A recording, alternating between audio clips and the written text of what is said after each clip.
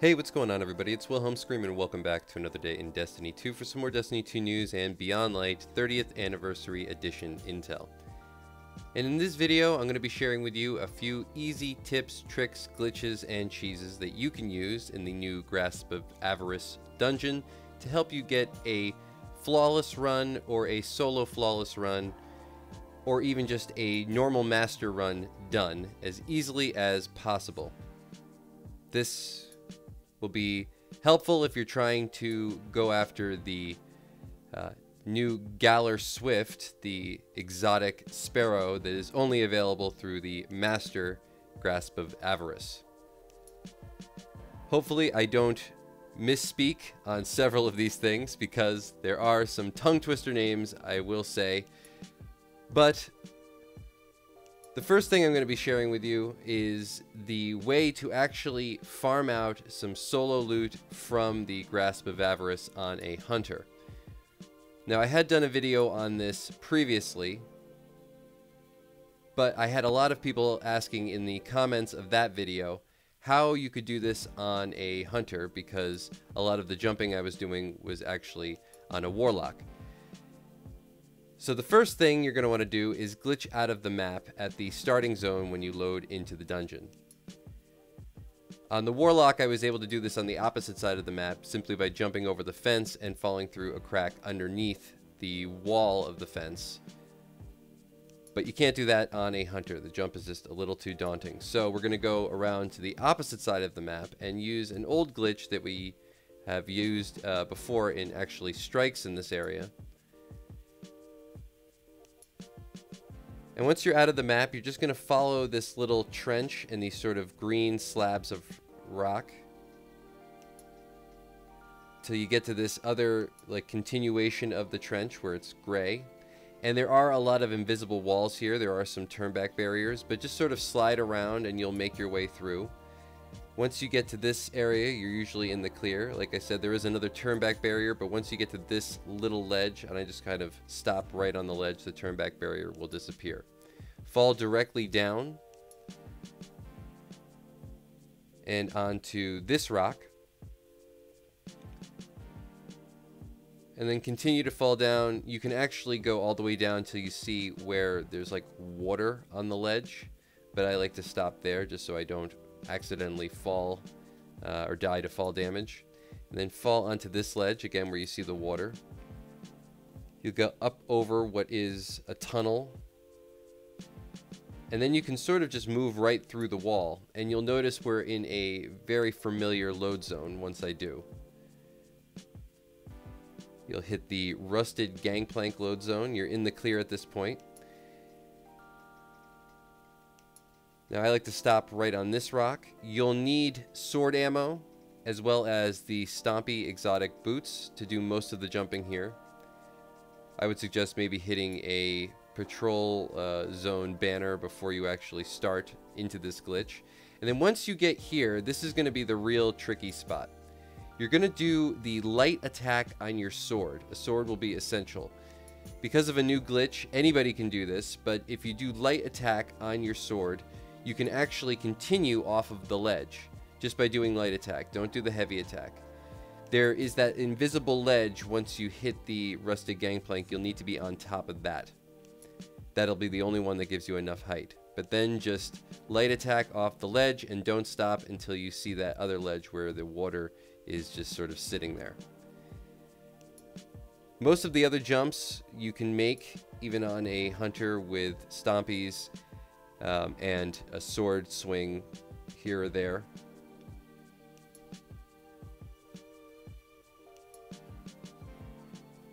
And the great thing about this glitch is not only can you use this if you're a solo player just looking to farm out some dungeon loot without actually having to do the dungeon itself, you can actually use this if you're doing this with a team for solo and flawless runs at any difficulty, because where you'll make your way back into the map, so long as you have teammates behind you doing certain sections and just hitting certain checkpoints, you can actually bypass large sections of the entire dungeon because you'll be able to pull them forward.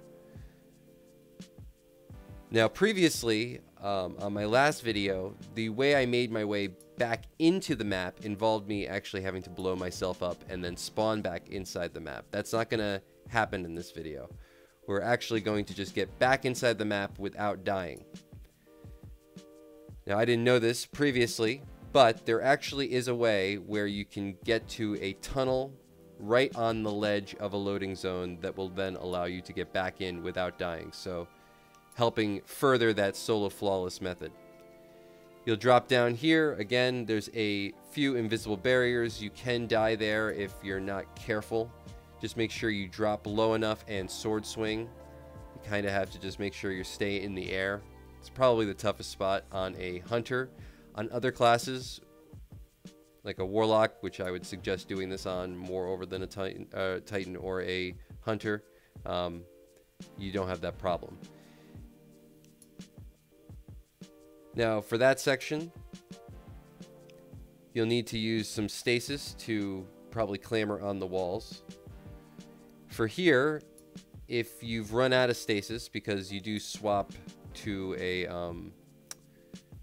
sword there, if you need to, or swap out from a sword, you can just jump onto that one little ledge, that little plank of metal. You have to go over that ledge and then drop down into this tunnel off of the other ledge where you see the map sort of clipping. This is how you make your way back into the zone. You have to go back and hit the previous loading zone before this actually loads in, otherwise it'll still be there. But you don't have to run back too far.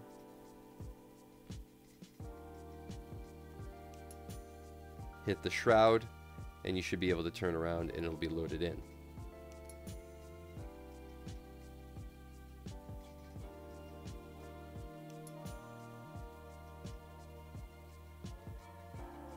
So at this point, you could then go into what will be the Sparrow section, open the door. You'll be able to fly through the Sparrow section without any ads, and you can get the secret chest at the end. Now for people doing those solo flawless runs, I leave it up to you to sort of see how this best is used. I haven't done it with a group, but it would be interesting, certainly, to see.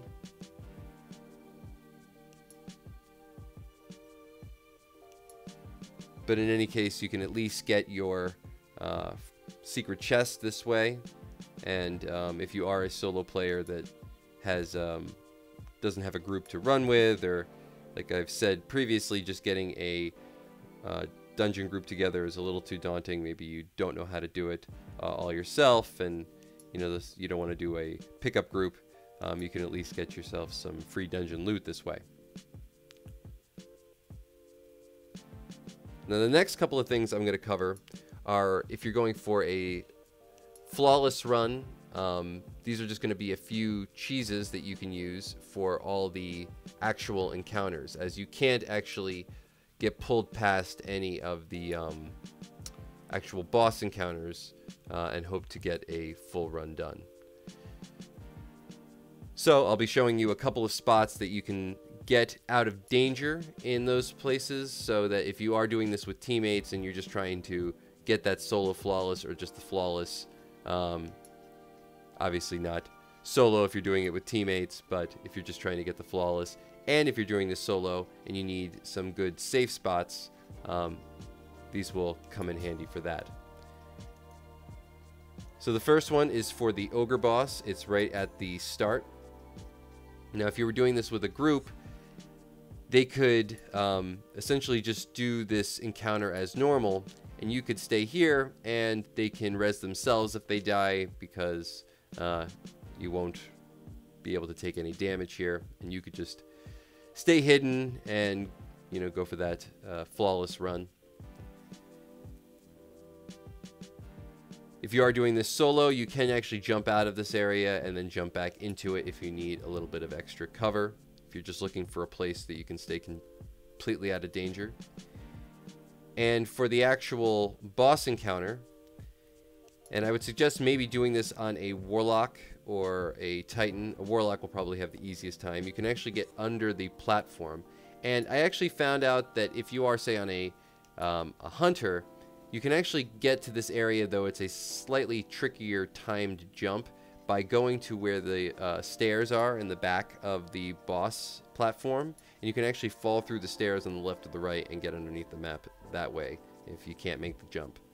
But underneath here, again, if you're going for that flawless run, you could hide out. Your teammates can respawn in as normal.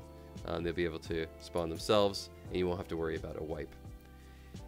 And that's going to be it for all the information in today's video. Hopefully one of these things you find helpful. Either if you're just going for some free loot, or if you're going for a solo run, or a flawless run, or possibly a solo flawless run, or a master run. I'm sure something in that group of stuff will come in handy at some point. If you watched all the way till this point in the video, please leave a hashtag Beyond Light or a hashtag 30th anniversary in the comment section down below. Those things will enter you into any future giveaways on this YouTube channel. The next one is at 55,000 subscribers. We're doing a Witch Queen Deluxe Seasonal Pass giveaway. So hopefully we reach 55,000 by the time that launches, so nobody misses out on any of the new content. You can also like, comment, and subscribe, as I've said before, to the YouTube channel. Any of those things will also enter you into any future giveaways. Or you can follow me on Instagram or Twitter. They'll be linked in the description box down below. And as always, I'm Wilhelm Scream, of course. We will see you next time. Later!